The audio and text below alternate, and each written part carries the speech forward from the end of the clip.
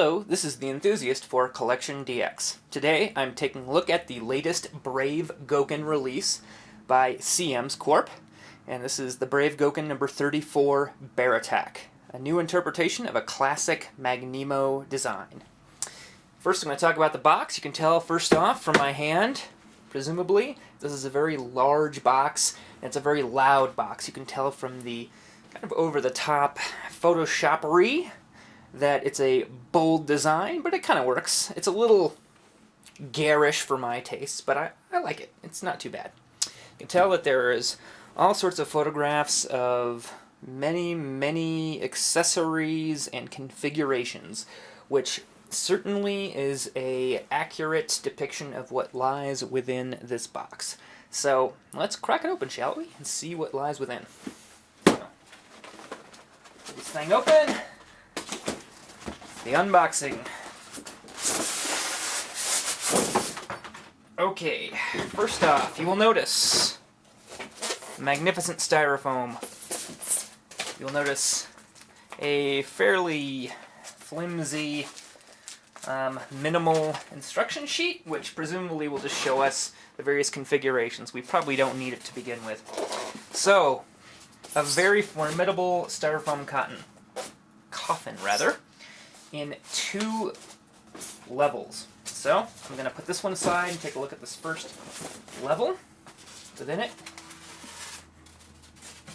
it's upside down. Let's turn it right back around, and we see the main figure itself.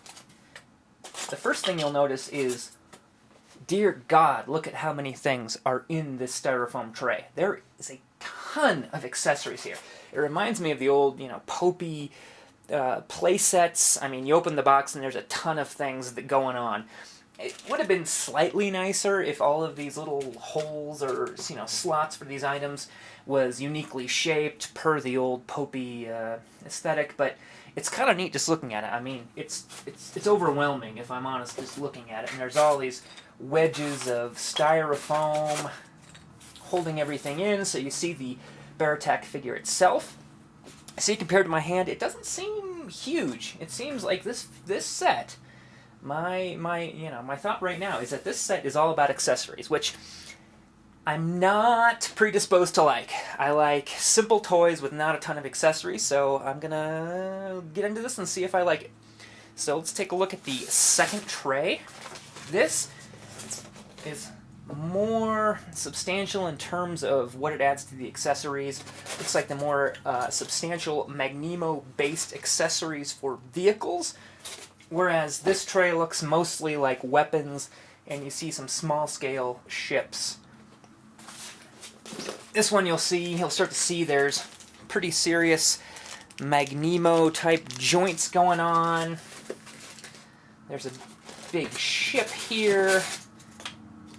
And I don't know the names of all of these components. I'm not that well versed in Barattack per se. I will certainly read up, and hopefully as this review goes on, I will explain a little bit more about what's going on. But this bodes very well. There's a lot going on here. A lot of styrofoam, a lot of very nicely detailed pieces. I can tell from looking at this right away that these are going to be chest inserts that will go on to the main figure, which will give it its character as it relates to all of the individual vehicle modes. There's a green one, there's a green vehicle mode, a blue one, these are some blue pieces, and then black, you see the rest. So what I'm going to do, you can see all these are meticulously bagged. I'm going to start popping these out of the bag, and then we'll start looking at the toy itself and see how it measures up. So I'll join you in just a few moments to take a look at that. So here we have the main Barattack figure, unbagged, liberated from the styrofoam in all of its pieces. First, you'll notice the main piece is this torso, which is a heavy die-cast piece. Has the head on top of it. I really like that kind of old-school robot face that it has. There's some Magnemo shoulders on here with added articulation. You see how that joint kind of pops out there. You'll see a magnetic connection point here. on his belly. On the back, there's some fantastic rubber treads here that move. There's just some really excellent detailing there. You'll notice that all these finishes are metallic. The whole figure has limited edition metallic finishes, as opposed to the flat colors in the basic version, and I find them to be very handsome.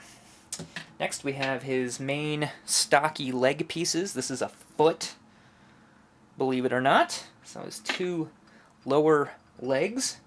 These are his thighs, which I'll just pop on here.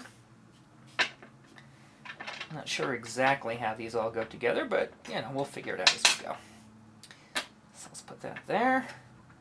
I think this leg is out here. Let's put his thigh on.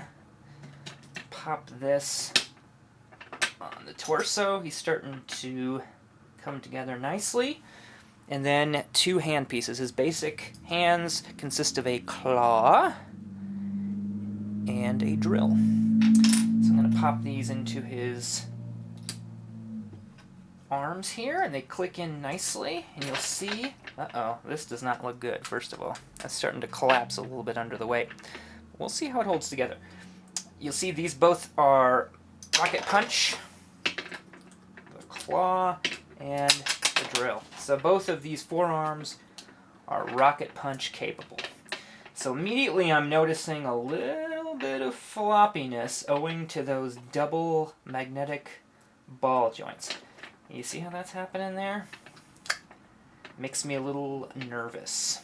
So you can see he's a little bit floppy, doesn't like to stand up. Having some trouble there. Let's try to get him standing, so.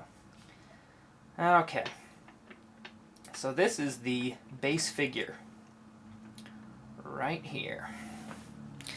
A little bit unsteady on his feet, but hefty and nice feeling. I mean, this is a nice heavy figure. I kind of like that these has these big chunky feet. I like the abstraction of it. It goes this way. There you go. So you can kind of get a sense of the articulation, such as it is largely based on the Magnemo posability, which is both a blessing and a curse. I really like Magnemo just because it has this instant tactile quality to it. You can feel the pieces coming together. You can feel them all sliding upon one another. Especially with metal, it's very satisfying. But I can tell this is kind of not off to an auspicious start. I can't get this leg to do what I want it to. So let me fiddle with it a little more, and I'll come back in a second with some more accessories.